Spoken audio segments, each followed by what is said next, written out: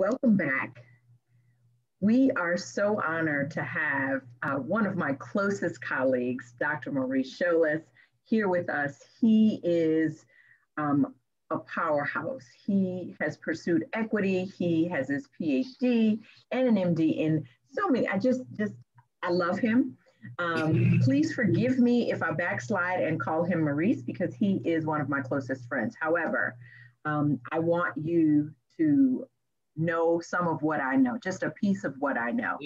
So today we're going to talk about the social determinants of health, but more importantly, we're going to speak with Dr. Sholas about his work in equity and medicine and some of his work that he does with an organization that he founded called Empower NOLA. So just a brief recap, we're going to talk about the following social determinants with Dr. Sholas. So first, we've got economic stability and some of the items here: employment, income, expenses, debt. We also have neighborhood and physical environment, our housing, our transportation and safety. We've got education, which we are all aware of some of the needs there. We have food. We talk about, we have food insecurities in many of the areas of our service area. Again, we've got community and social context, which I'm sure Dr. Sholas will speak to with his Empower NOLA. And then because he is a physician, we will speak with him briefly about it, although we will certainly speak about that in other parts of the panel discussion of webinar. Dr. Sholas. Thank you so much for having me. Dr. Jeffries, you are a superstar, and I'm honored to be here. I could have worn anything for this. I didn't know what to put on. I was going to go tie, if I was going to go casual, but you never go wrong repping your Southern Jaguar. So I got the headband and the shirt on to let people know that I'm a product of HBCUs. And I went from there to Harvard Medical School. So when people tell you crazy stuff like, oh, if you go to those black schools, you can't go anywhere after that, or you got to get used to dealing and living in a white world, so why would you go there? No. You don't go to an orange grove looking for apples. So if people want qualified people, they go to look where they are in abundance. And I'm going to tell you, so that made this decision easy. I'm a Southern Jaguar, first and foremost. That's right. And I have to admit, I was raised by a Southern Jaguar. My daddy, my mother went to Mississippi Valley State. So HBCUs reigned high and mighty in my household. And of course, your brother went to Spelman. You went to Spelman. Went to Spelman. And before we get into it, I think that's not an accident. Yes. That people of accomplishment and achievement come from places and spaces that affirm them. And as we talk about the social determinants of health and what people can do, I really think it's important to seek things that speak to who you are and affirm you, because that's only going to make you stronger and better at whatever you're pursuing in life. And that even speaks to, social networks, right? I want to just take one step back and ask you, Dr. Sholas, to give us a little bit of your background and how you came to, to reign in this equity workspace. So everybody thinks that lines start here and go there and it's a straight path. Doesn't really work like that. Right. It kind of goes like this and you get over there. I am a child of the Deep South. I was born in Baton Rouge, Louisiana. So I am a product of the enslaved that persevered and rose. My daddy is from Metro Baton Rouge. Scotlandville is the neighborhood specifically.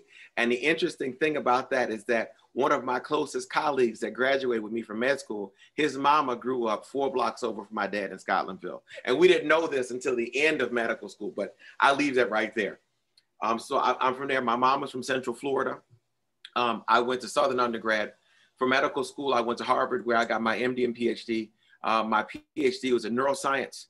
My MD work led to residency training in San Antonio, Texas, in physical medicine and rehab.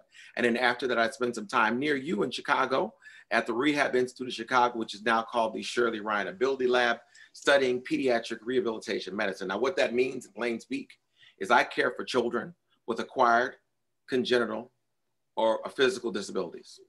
So I speak for the most marginalized there are. Kids don't vote.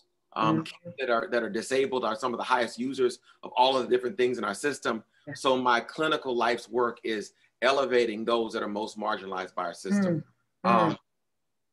I thought I was going to be one of those guys that came into medicine to be like a dean or a chairman or one of those things. But what I realized as a Black man in medicine is that that process is so hostile in some ways. And it's not even sort of intentionally hostile for all the people who want to say, oh, nobody treated you bad, you're successful. That's not how it works. The language of medicine and the language of organizational structure and the language of healthcare is the antithesis to how Black people talk to, relate with, and interact with one another. So learning how to be successful in an environment required me to learn almost like a new language. And wearing that mask, to reference that famous poem, I wear the mask, it's heavy. It took a lot of energy and time.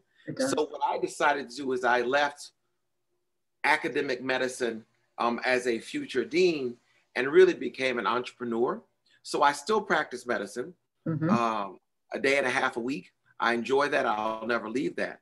But that gives me 70% of my time to speak to things I'm good at. Number one, helping people do well in competitive admissions processes. I don't know why I'm good at that, but competitive admissions processes, I know how to do. I got into the MD Ph.D. program at the top med school in the country for a cycle. That's something that is a skill. I was able to bring home a Robert Wood Johnson Clinical Scholars Fellowship to New Orleans, $500,000 as a small business, rather than typically this goes to an institution or an organization. Yeah. So what I've realized as I've gotten all this gray hair is that what I have to offer isn't just my role as a physician or as an advocate for the marginalized. What I have to offer is a blueprint for people that want to do something and don't know how to get there. Wow. And so that's finding my agency and finding my voice and understanding that that could look a different way than I thought it should look. Right. And be fulfilling in a different way than I thought it would be fulfilling, really has been part of my journey. And what's left me sane, what's left me able to smile, and what's left me able to say, yes, I'd recommend medicine as a career. And yes, I want to see more Black men and Black women in medicine. Yes. Whew. Okay. and that's just, it's what's interesting is that's just the medical side of things. And that's the medical students. I see you, in white coats, I see you and I talk about to my friends on the medical side, but you do so much more. You sit on the board of one of our public facilities. Yes, I'm on the Sewage and Water Board here in New Orleans. And people say, why would you do that? But the actual Sewage and Water Board of New Orleans came to be because of public health issues. We are a low-lying area with standing water and mosquito-based illnesses, as well as sanitation causing people to get sick, necessitated the city to come up with a sewage and water program. So it may seem or sound weird at first glance, but a physician should be there.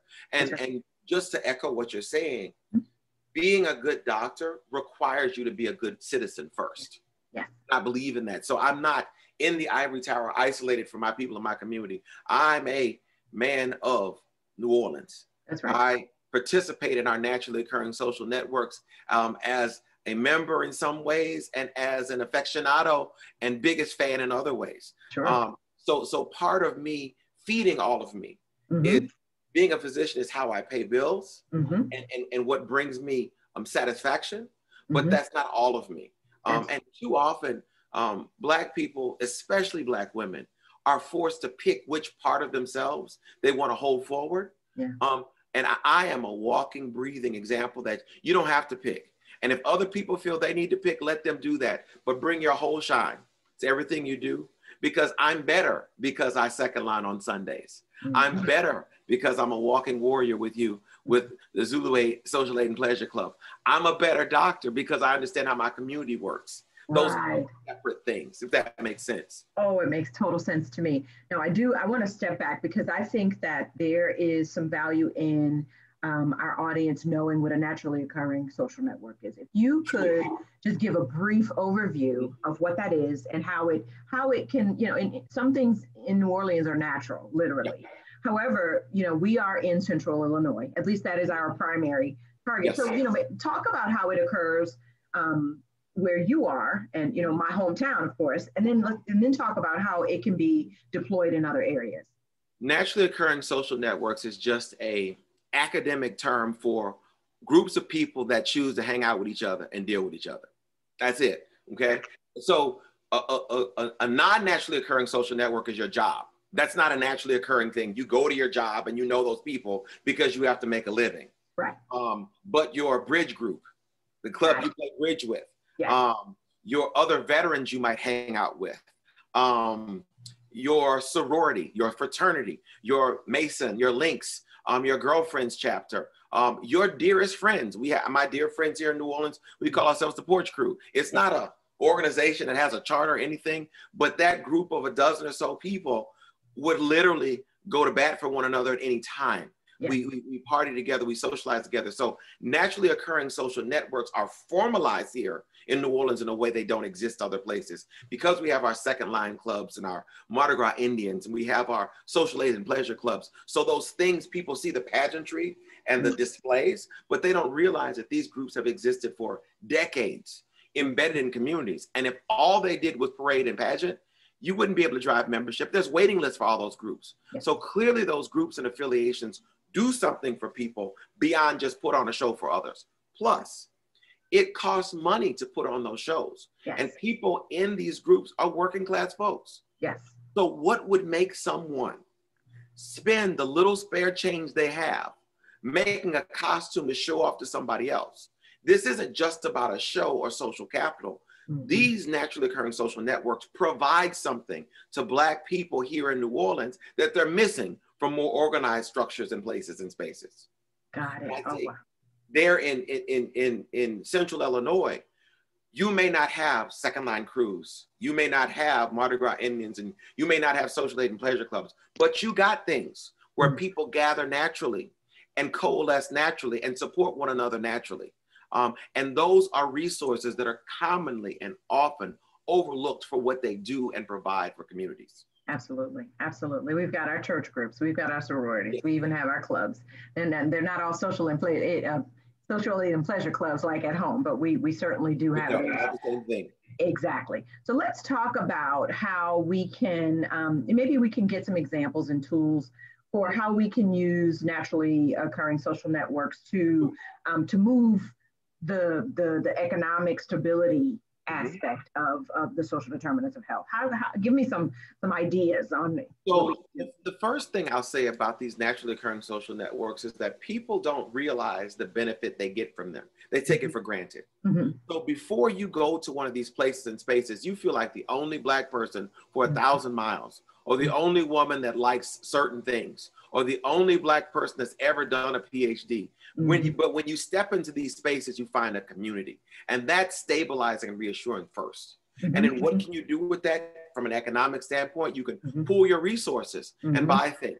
You can mm-hmm. pool your resources and support people. How? These social aid and pleasure clubs in New Orleans first came about historically to help people bury their dead. Yeah. Because you say, well, why would they need to do that? There wasn't insurance mm-hmm. back in the day to help people bury their dead. And these social structures that existed for people were for white people. Yes. So the impetus of this was for people to put their money together to tribute and send away someone special that they loved from their neighborhood. Yeah. So there's a prime example of how a group or naturally occurring social networks find their agency to support their members and pull their money together to do things they couldn't do as an individual. Right. You know, yes. I'm excited. No, I want to hear that thought. Give it to me. Well, you know, so when we talk about it was all about how we were going to bury our dead, how we were going to pool our money to, you know, someone fell on hard times. We would have in New Orleans, they call them suppers. Out here, they call them dinners. You know, those are the kinds of things where someone needed a little bit of support. And those were certainly unspoken. We just did it. Or, you know, people do those things because they do. And you know, it is natural. And it's a way to help make ends meet. And there are probably some, what we call alternative economies where, you know, you might get a SNAP or a link card. Those are food stamps here. And, you know, people pool resources to do things for each other. So I certainly see what you're talking about. I want to go one step further. Go ahead. No, go ahead. So, you know, we started this conversation talking about these social determinants of health. Mm-hmm. But I want to be sure that we've just talked about 2 of the 6 social determinants of health, and we're barely into the process. So these are things, this is a power that just finding your people and being down with your people can do for you to change some of the things that negatively impact the health of Black folks that are marginalized all over the country. We've talked about economics. We've talked about food. If I can't do nothing else for you, I can feed you. Yep, that's right. And that's a primary need. And feeding people is a way that somebody shows they care about you. That's right. That's why somebody loves you. And when you're in these places and spaces that feel so hostile, where you feel like nobody cares about you, let alone loves you, that sustenance is the difference between you being able to can and being able to just cannot. Yes, yes. Being able to can and being able to cannot. I love it. I love it. So right now we've got bring your whole shine. We got to bring our whole shine. And then we've got to find our people. Find your people. So those are 2 things I certainly want to speak to. Now, back to, we talk about neighborhoods, right? The neighborhood, the physical environment. You're on the Sewage and Water Board. We've got housing issues, transportation issues. New Orleans, I presume, is a little more walkable than some of the other cities, like, those in Central Illinois. But, let's just talk about neighborhoods and the demographics of place.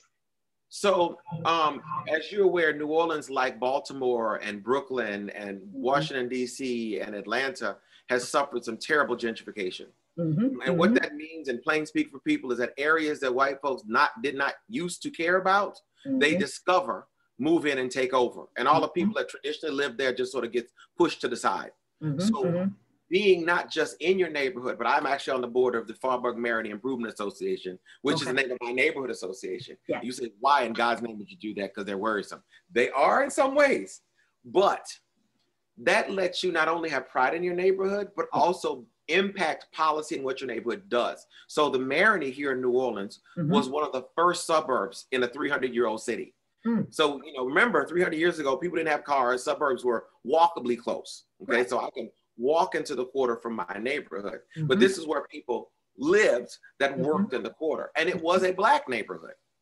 Over the years, because we are next to the river and on high ground, because we are conveniently located next to the interstate and all the attractions of the Central Business District and the French Quarter, people have discovered this neighborhood. And about in 2007, 2008, this neighborhood went from a place people parked to walk into the French Quarter to a place that people push folks down the steps to get a piece of property in. That's right. And so whether you live in a neighborhood that is before transitioning, so you got crackheads on every corner and there's a lot of blight, being involved in your neighborhood brings pride to you and your family and adds money to your pocket via property values as you lift things up. If your neighborhood is transitioning, you want to make sure that the old residents of the Marigny are not pushed aside for these new people that just discovered it 35 seconds ago. So whether you live in an established fancy neighborhood or an emerging neighborhood or anywhere in between, making sure that you have presence and identity and belong in a space where you live, it sounds like a small thing, but neighborhood matters. And how does this relate to health? I can say to people, at one point, we did not have a grocery store in the Marigny.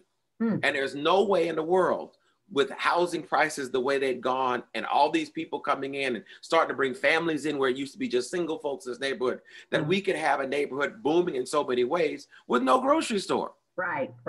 And then you can say to Roberts, put a place over here. We can afford that and we'll patronize that. If you don't have a neighborhood that you're a part of, you can't speak to what you need and make business interests listen in ways that will enrich your neighborhood, give you better access to nutritious foods, and give you better access to health system. Like you need an urgent care center in your neighborhood. As much as you need a dry cleaners in your neighborhood. As much as you need a grocery store in your neighborhood. If you don't have those things and have to drive out to those things, that negatively impacts your health and your ability to move and shake in that neighborhood. We in Central Illinois, there's quite a bit of food desert, especially in the south side of Peoria. There's a food desert. There, of course, there's talk about what that means for people that aren't necessarily familiar with that, because I know what that means. Absolutely. But, so we don't have a grocery store in the south side of Peoria. There aren't. They can't just go to the grocery. They can't walk to a grocery store. They go to a bodega or a corner store. There are not really. There may be one or two, but nothing with wholesome food. So, you know, there may be a bodega. The bodega, of course, fries chicken, and they might have one or two things that seem fresh, but they may not be the best. You're certainly not going to get anything organic, and it's going to be expensive. Most of the major food chains have closed up and gone. We had one in Peoria recently, was here for a couple years, and it closed up and left. So now many of the residents are relying on food banks. They are relying on little greenhouse here, or farm, little urban farms here and there to get some of their fresh foods, or they have to catch the bus to go to the grocery store. And well, this speaks to sort of how you use what you have. Yeah. Because everybody doesn't have everything. Like in New York City, they don't have space to plant gardens in the same way you all do in Central Illinois. Right. And you all are physically located near the breadbasket of the United States. The lands around you literally feed the rest of us. That's right. And I think what's problematic for me is that people in your community are feeding all the rest of us and not feeding themselves. That's not a fault on the community members. Right. That's an opportunity for community members to say, where do we have public gardens? And how are we working with our local farmers to deal with their surplus? Because milk prices go up and go down. When they go down, what do you do with the extra? You throw it away? Or do you use it to turn into your community? How do we encourage folks like me that like growing stuff in the yard? I'm not great at it, but I like doing a couple things, and maybe I can do something where once a year I produce misbelief fruits, or once a year I produce lemons, which it's more than enough for me. Yes. And not enough for the world, but it might be perfect for a small community market featuring my neighbors and the surrounding communities. Those are ways people can use what sounds like a hobby and what actually is available to them in their natural community to solve a problem. Yes. If the grocery stores don't want to come, okay, fine. Somebody out there likes to grow stuff. That's right. That's why y'all live around all that space. That's right. That's exactly right. And I will attest, I have been the recipient of some beautiful lemon from the garden, and they have provided nourishment for my soul as well as my belly. So yes, we've gone through economics, we've gone through neighborhoods. Let's just briefly touch on education, because that's something that just. So when people talk about education, you got to talk about structure. So school districts are funded by tax bases. Absolutely. So if you have property values in the tank, less advantaged neighborhoods have less money to support their school districts. That's right. Period. Okay. You wonder why schools struggle in certain areas. If everybody tithes, if you will, 10% of their salary, 10% of $100 is $10. 10% of $1 million, $100,000. That's right. Okay? And so both groups are giving 10%. But it's of a base number that's different. And so the school district that has to work with $10 is supposed to compete with and match schools that are worth $100,000. And what the answer comes is that, well, we'll just do vouchers and school choice. So if you live in a place that has a $10 school, just leave, which takes further money and resources away. So people have the skills, the ability, and the talent.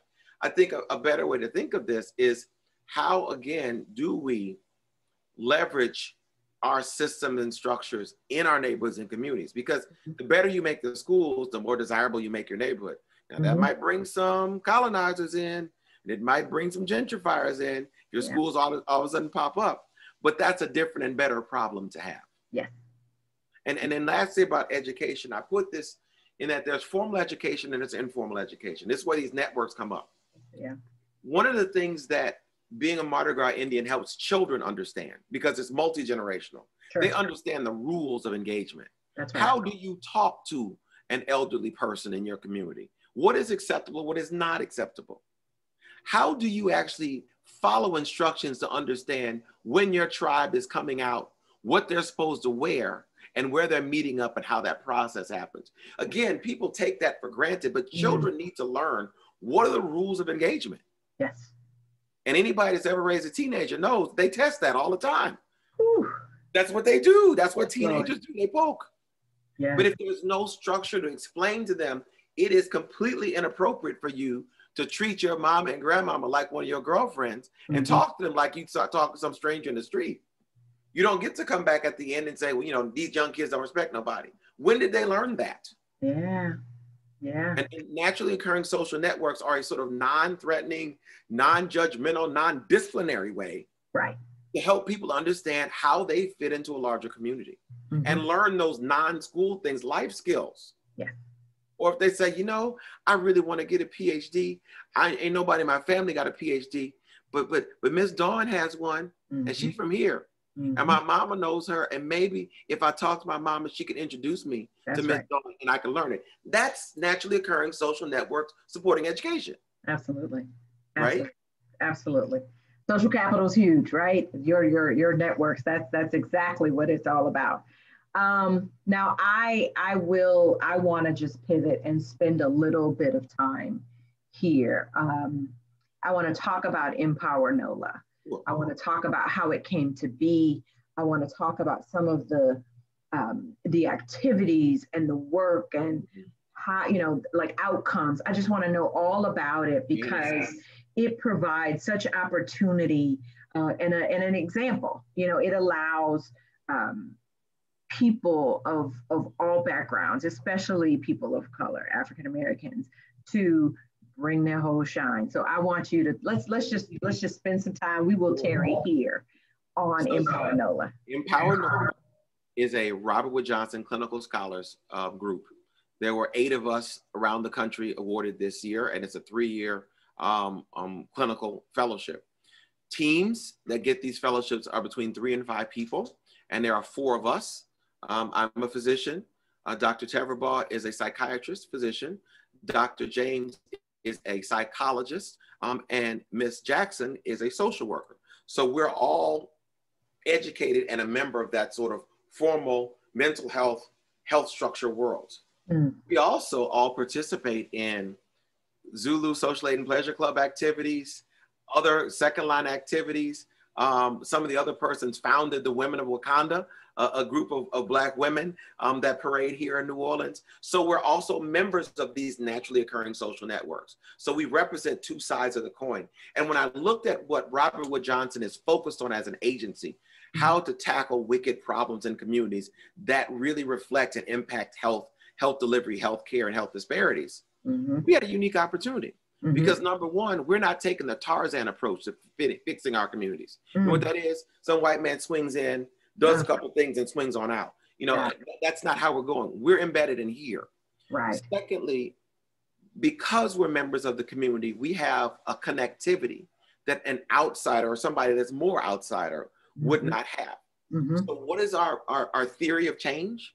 Our principle of change is that we have a very balkanized school system. I mean, it's broken into pieces. We have a whole all-charter public school system in New Orleans. So there's no sort of overriding agency that sort of makes the rules for each of these individual schools. They're in sort of networks and pieces, and some of them are independent, but it's just a whole bunch of different people with all different rules. However, there are school nurses and there are social workers embedded in those schools that are professionals and understand how children in crisis need to be funneled into formal support networks.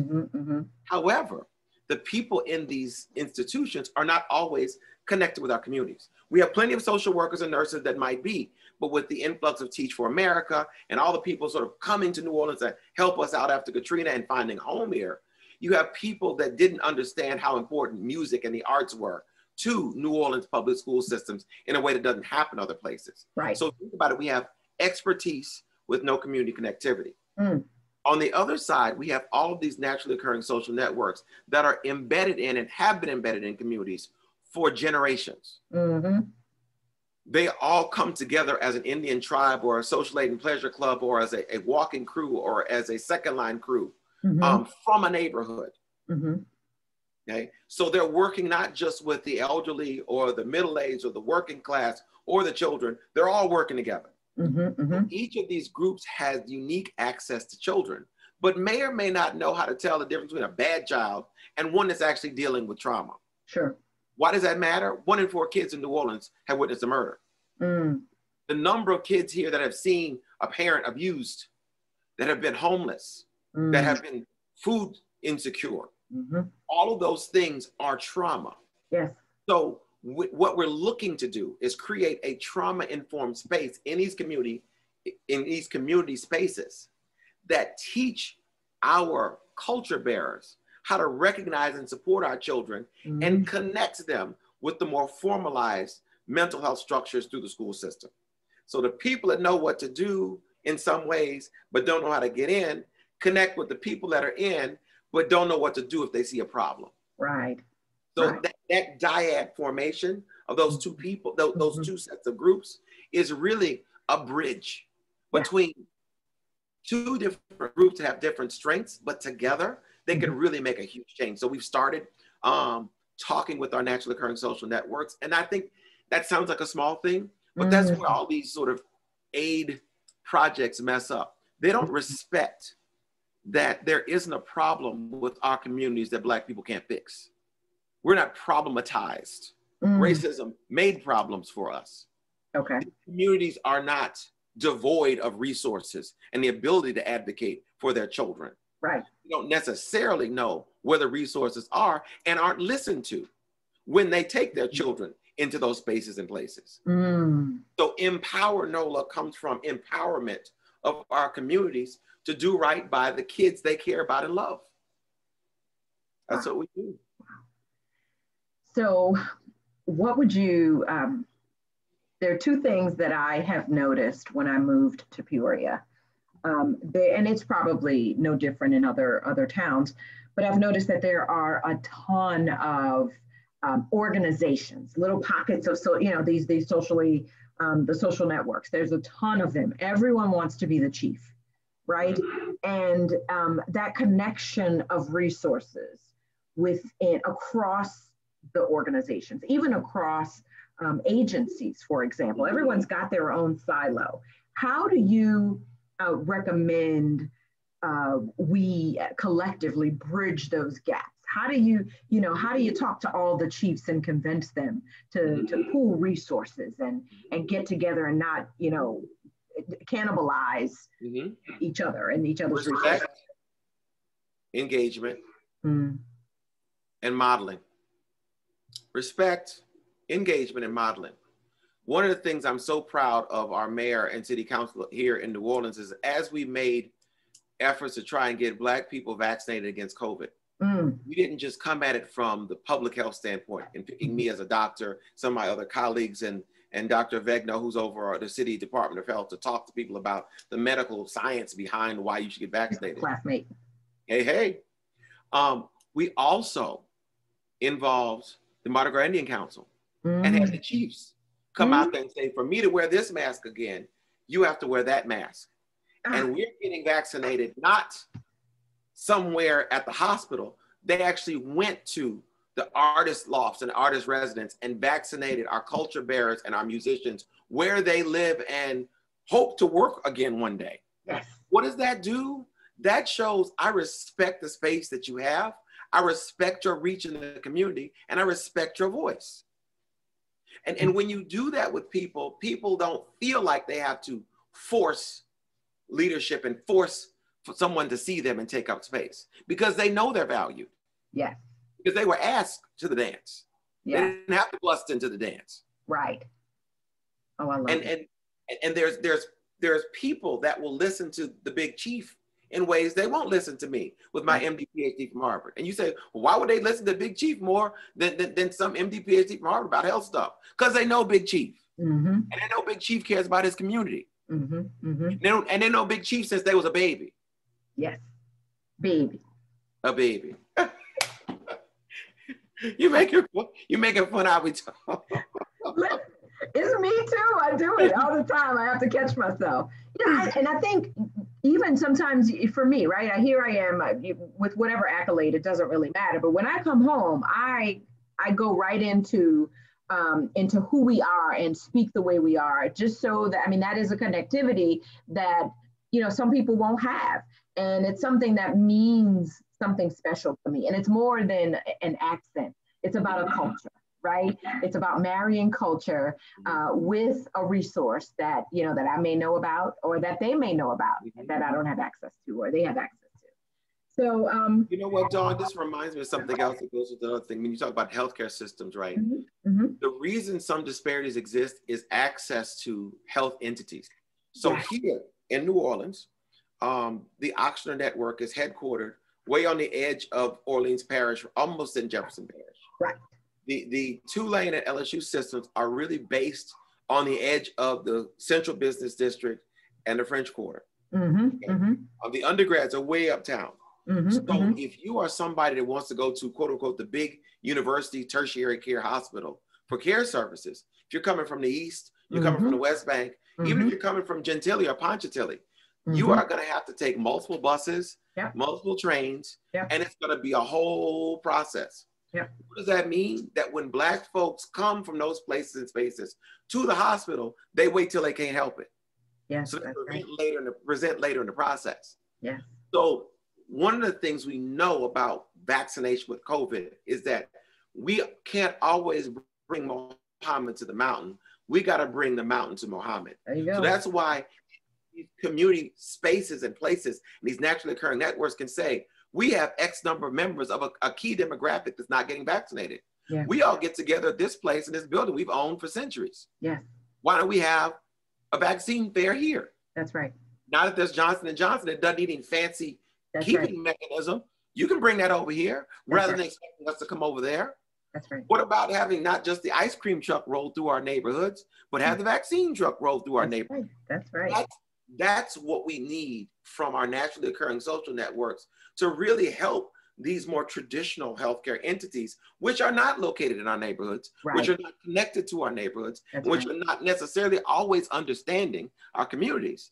Help them do their job better and get us what we need. This is so good. This is so good. Okay, so I am going to dip into that empowers people. That empowers people, not just to feel like we ain't got nothing. That's right.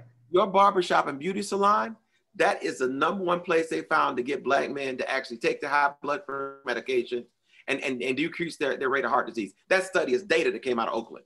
Again, so I'm not just making stuff up here. Absolutely. I